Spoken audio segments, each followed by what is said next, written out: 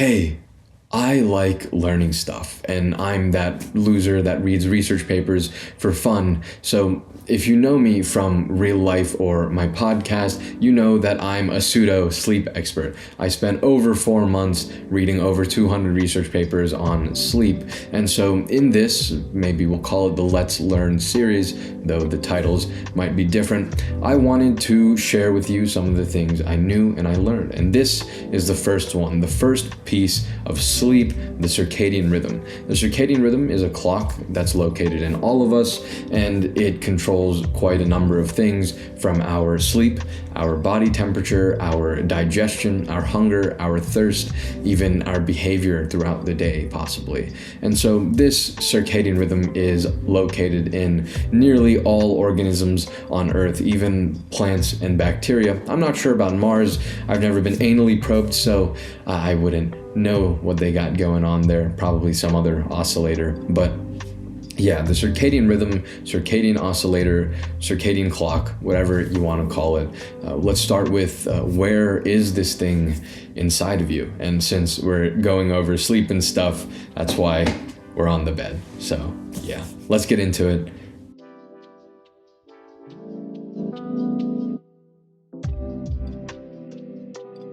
Did you see that clock, by the way? It took me quite a number of hours to make that clock. Let's look at it again. I'm so proud of that. It took me so long to get that simple thing to work. But you know what? That's why you're here. That's why you already hit the like button and the subscribe button. Right. Anyways, where is this circadian clock thing? It's in your brain. It's in specifically the suprachiasmatic nucleus, which is located within the hypothalamus of your brain. And if I'm nice, there's a picture on screen. And if I'm even more nice, there's a circle around that picture. Who knows? Depends on how lazy I am and how much motivation I feel, depending on how many people like that clock I made. So I hope you like the clock. Anyways, so yeah, it's in that hypothalamus area, which controls quite a number of things, but we're just going to focus on that suprachiasmatic nucleus, which has a bunch of oscillator neurons that they oscillate.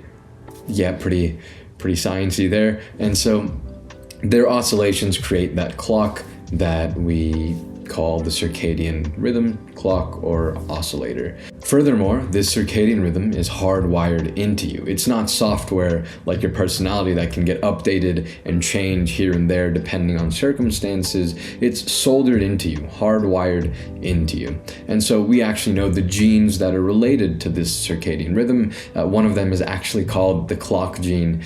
Pretty incredible. But yeah, you can't meditate out of this circadian rhythm. You can't change yourself. You can't just take enough cold showers to change the schedule that you're supposed to sleep at. And depending on your circadian rhythm, you're put into one of two groups, maybe four, depending on who you're talking to, but I just stay with the two: owls or larks. Owls are 30% of the population, larks 30% of the population. Most people are in the middle, which is where the other 40% of the population will be.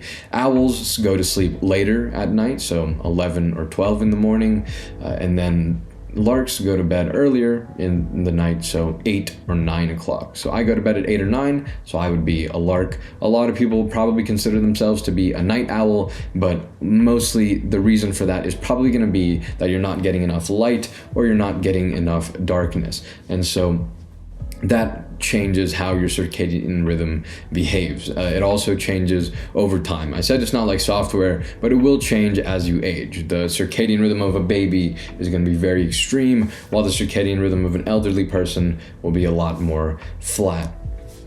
And so, what does it do? Like we said, this circadian rhythm controls a number of things. It's the reason that you feel jet lag. It's the reason that you feel tired at night, in the morning, and in the afternoon. See, the circadian rhythm kind of goes like, it goes down in the morning, and then it goes up a little bit in the afternoon, and then it goes up a lot before you obviously go to bed. And so this is the sleep schedule, by the way. The circadian rhythm will do different things, but that's not what I looked into.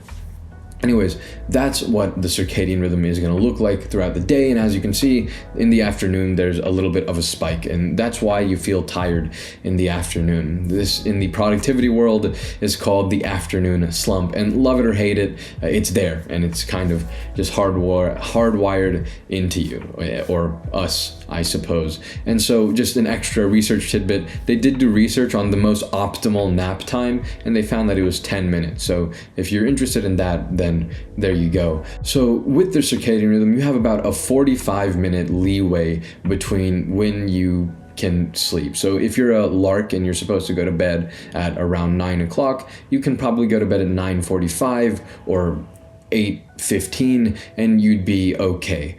But what happens when you throw that out the window and you decide to take that clock and just toss it in the garbage? Well, this is going to be fun.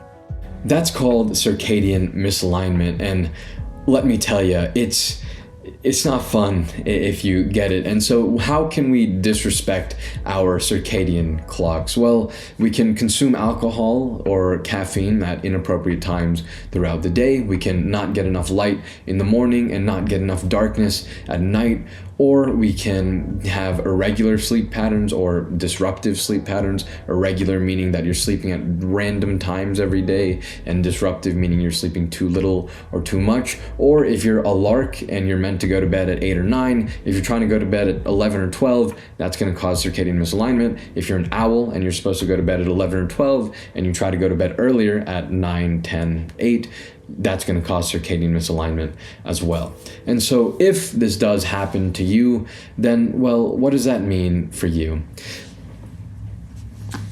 Well, let me tell you. Increased risk of certain cancers, lower immune function, increased inflammation, higher risk of cardiovascular problems, increased risk of obesity and diabetes, higher risk of neurodegenerative diseases, mood and other mental health risks, memory and other cognitive deficiencies, both short and long-term, and feelings of fatigue. It can also increase gastrointestinal orders, increase risk of negative pregnancy outcomes, increase risk for developing metabolic disorders, and make other medical problems worse. Yeah, but we're productivity nerds here. So in one study, they had 7 participants undergo 2 3-day lab protocols. One of them was under circadian alignment, and the other one was under circadian misalignment. Participants were then given tests, cognitive tests, 5 to 11 hours after wake time after each lab day, and the scientists found that those who underwent circadian misalignment were cognitively slower than those who didn't, especially the ones that were tested 11 hours after circadian misalignment. There was also a deterioration in tasks associated with sustained attention, information processing, and visual motor performance, each getting worse the longer they were awake. Again, yeah. And if you're clever, you think, well, what about night shift jobs? Well, the World Health Organization has classified night shift jobs as a possible carcinogen or a possible cause of cancer. And if you're even more clever, you'll think, well, what about daylight savings time? About 72 countries, if not more, do this every year around the planet. Well, yeah, we see that in the spring, when people lose an hour of sleep, car accidents increase, heart attacks increase, and even suicide rates increase. Playing with the circadian clock, throwing it out the window, isn't exactly a great idea. It's not going to fare any of us too well. Now for the complicated stuff, and this is where we get into some neurology and some big words. And so if you're satisfied and you want to hit the like and subscribe and leave a comment and click off the video right now, I'm not going to blame you for it. But if you are willing to sit on this ride with me for the rest of it, this is the neurology of the circadian rhythm. The circadian rhythm is controlled mainly by light, a little by temperature, but mainly by light. And this is due to primitive human beings who lived their life and had their daily cycle and their routine controlled by the position of the sun in the sky. Human beings are diurnal creatures, meaning we're not nocturnal. We're not like owls. We are awake during the day and then we're asleep during the night, which is important to note here. Regardless of your chronotype or your circadian rhythm, no human being should be asleep or go to sleep past 1 in the morning. You should be in bed by by 1 in the morning. You should be asleep by 1 in the morning. So just keep that in mind. But light is made out of photons, and these photons can trigger your retina. Darkness can also trigger your retina, but the light will hit your retinas. Specifically, it'll hit the photopigment melanopsin in your retinal ganglion cells, and this will trigger a response of glutamate, and glutamate is kind of our signal. That signal will then travel through the retinohypothalamic tract, which connects our retina and our hypothalamus. You probably could put that one together. Anyways, that will then topple over our pineal gland, which produces melatonin, one of our main sleep hormones. And then that will also cause a bunch of other dominoes to fall. So, for example, it'll cause activation in the paraventricular and the subparaventricular nucleus, which will reduce your cortisol levels, which is the main stress hormone in the body. These two areas will also produce acute inflammatory cytokines. And then we also get to the dorsomedial nucleus, or not the dorsomedial nucleus, my bad, the medial preoptic area, which will reduce our body temperature. There are other areas such as the dorsomedial nucleus, which are activated, but that controls hunger and thirst, and that's probably for a different thing that I didn't research. But all of this, we can see this in your body before you sleep, in your body before you fall asleep or while you're falling asleep. We see that your body temperature drops. We see that your stress levels should drop at least, and also there's some acute inflammation markers, that acute meaning they last for a short time in your body before you fall asleep. And so that's all of the neurology. Remembering all of that, speaking it is quite a time, but that's what over 200 research papers gives you, I guess. But anyways, on to the conclusion, where we can all end our suffering after that jumble of words. Overall, the circadian rhythm controls a few things, such as hunger, thirst, and sleep. And it controls all of these things by controlling a bunch of other things. Your circadian rhythm gives you a chronotype, which if you don't listen to, you will die and be dumb. And it also gets weaker as you age. And we can fight this off a little bit by getting more light in the morning and getting more darkness at night. So it's important to make sure that you keep track of your circadian rhythm and you follow it to the best of your ability. And the circadian rhythm is the first piece in the big old sleep puzzle that we'll probably talk more about going forward.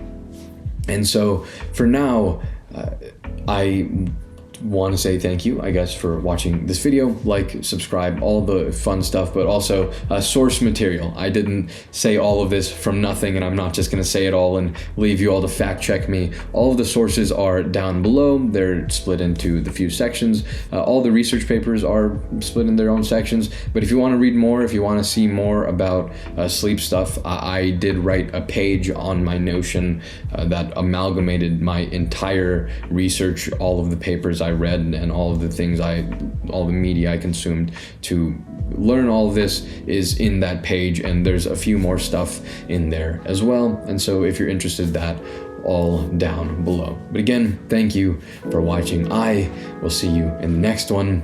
Peace.